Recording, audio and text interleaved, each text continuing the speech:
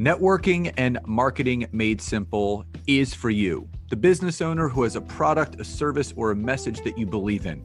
My name is Scott Aaron, and each week we'll take a behind-the-scenes look into the real-world marketing and networking tactics and strategies for getting what you have in front of you to a lot more people. Thanks for spending time with me, and now let's get started.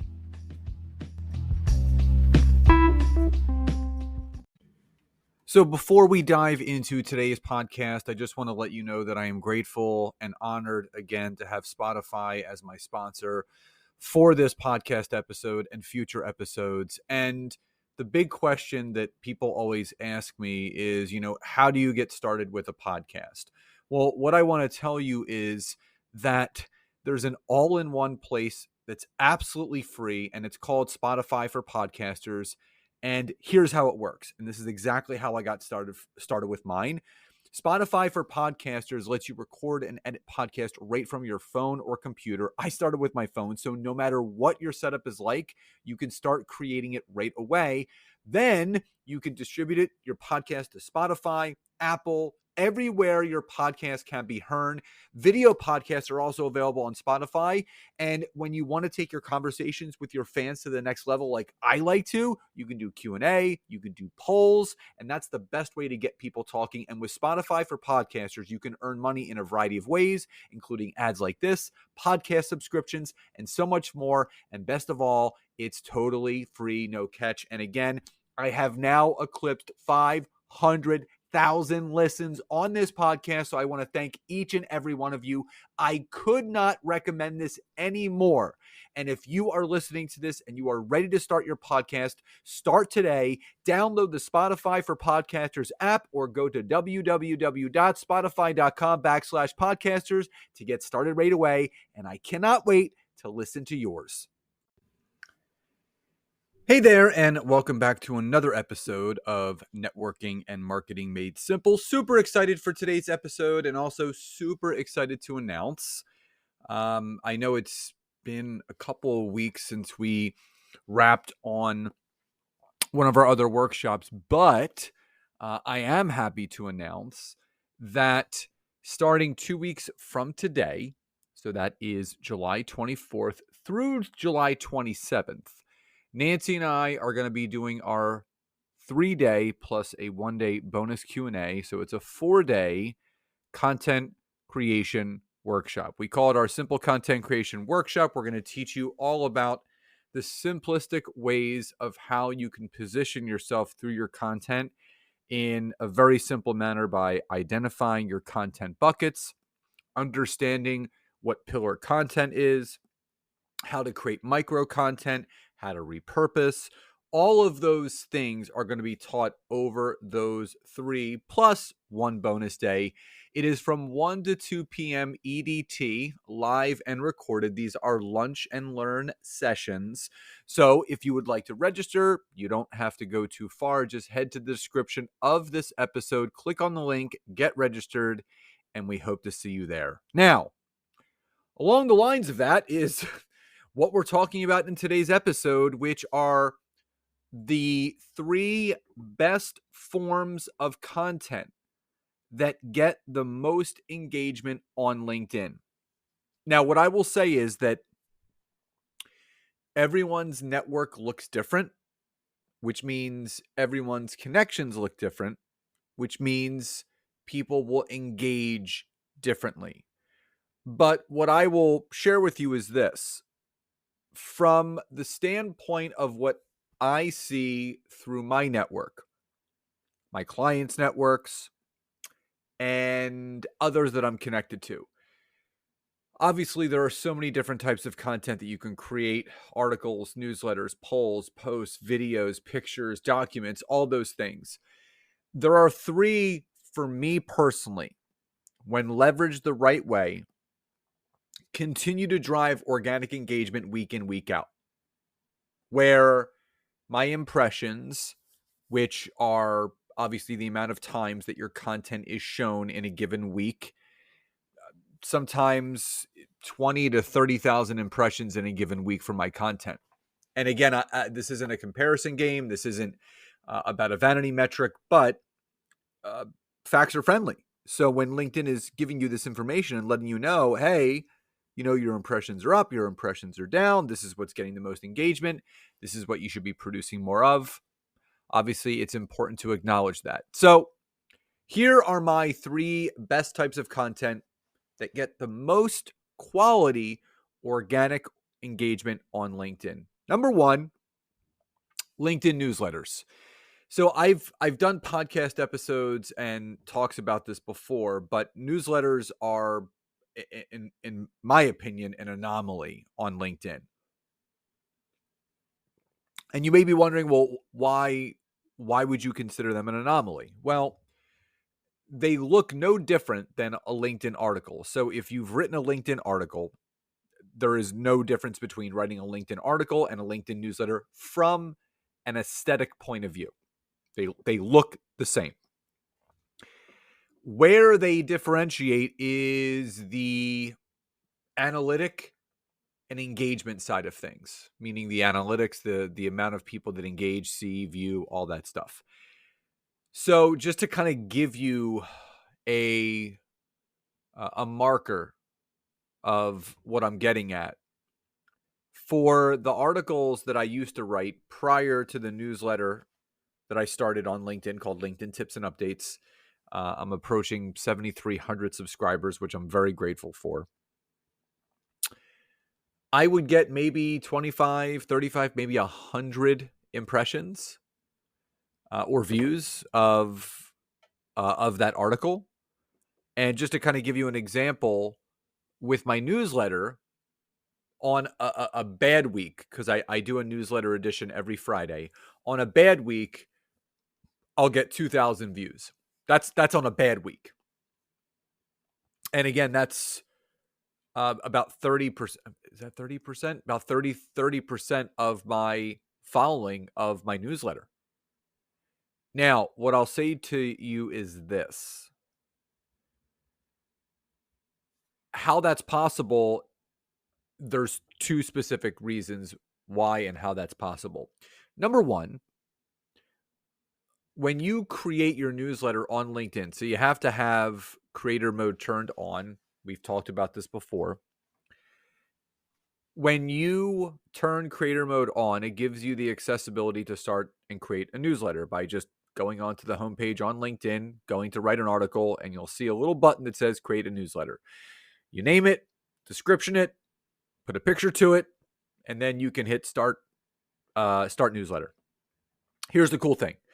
LinkedIn does 2 things for you. Number 1, what they do is they send an invitation out on your behalf to every single connection you have to subscribe to your newsletter on your behalf. So you don't have to invite people to it. It automatically happens. So when I launched my newsletter, I had 1,000 subscribers in a matter of an hour because it sent it out to all my connections, and those that wanted to subscribed right away. The other cool thing is this. Alongside that, every time you make a new connection on LinkedIn, so whether you're accepting a connection or you're sending and someone's accepting, as soon as that person accepts or you accept, there's an invitation sent to that new connection to subscribe to your newsletter. That's an automation that LinkedIn has set up on their end for your growth of your newsletter. The other thing is LinkedIn will send a personal email to every single subscriber of your newsletter. So as soon as you publish that newsletter, your LinkedIn not only sends a notification to your subscribers that a new one has come out, but they email your subscribers saying, hey, Scott's written a new newsletter edition. Here's an example. Join the conversation on LinkedIn. So via email, it invites people to your conversation. So if you do it the right way, you will get continual growth of your subscribers of your newsletter, but also you will get continual increased visibility. That's number 1. The second piece of content that gets the most organic engagement: LinkedIn live videos. I don't know how many times at this point I have talked about LinkedIn Live video, but I love it. Now, what I'll say is this. There are some LinkedIn Lives that I will do, and there'll be 12, 13, 20 people on there live with me. There's others will just be 2 or 3. Doesn't matter. It's organic engagement. You are creating a barrier of entry for someone to meet you, to know you, to like you, to trust you.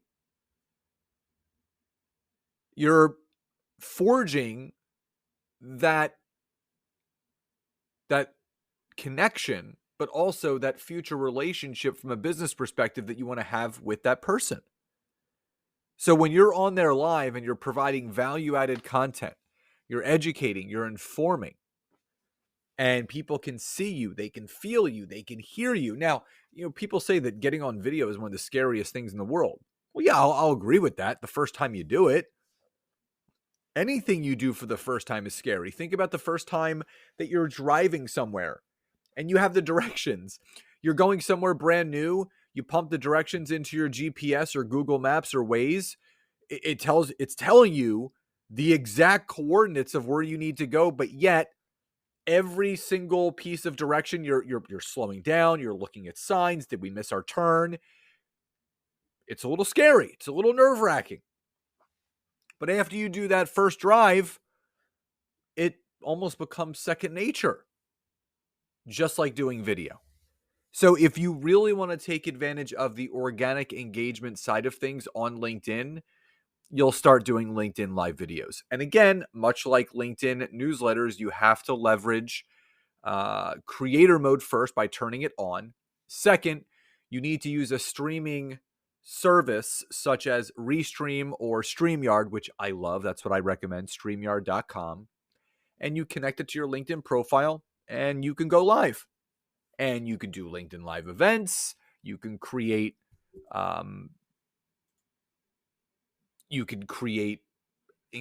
engagement posts that are telling people that you're going live, all those things.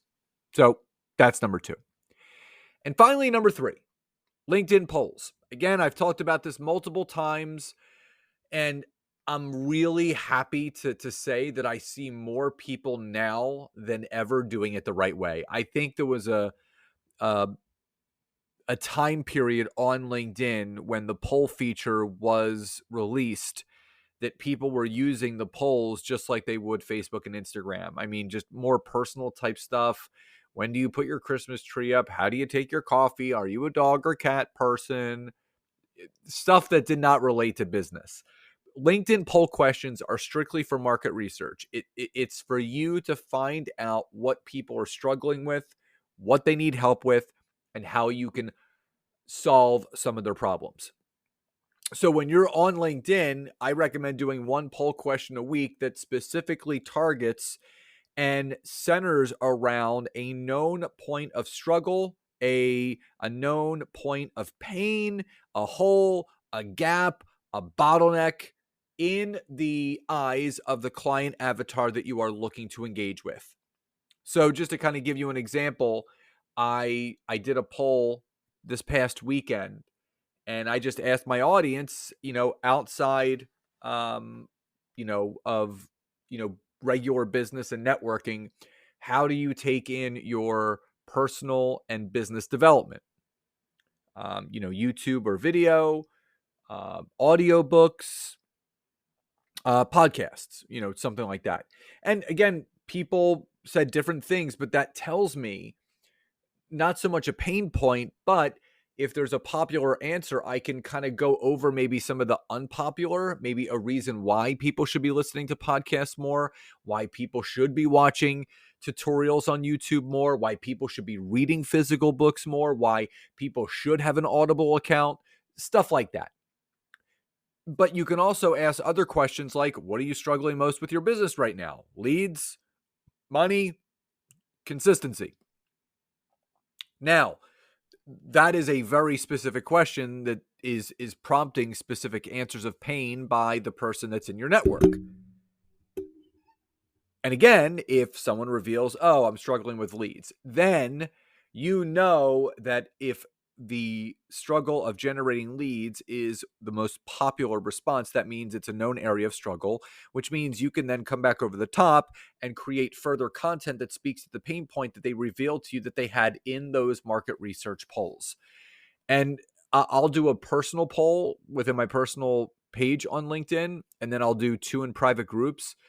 I mean, it's hands down, I get at least 200 to 300 votes combined between the 3. And it's incredible, the engagement, the networking opportunities, but also the relationship building. So not only does it get great engagement, but it's really helping to get you visible on the platform. So again, the 3 best forms of content on LinkedIn that get the most engagement organically: LinkedIn newsletters, LinkedIn Live, and LinkedIn polls. And again, don't forget, if you would like to attend our free 4-day simple content creation workshop from July 24th to July 27th from 1 to 2 p.m. EDT, live and recorded, replays available till that Sunday, which is July 30th. Just drop below to the description of this episode, click on the link, and we hope to see you there. So everyone, enjoy the rest of your day. Love and gratitude, and I'll talk to you next time.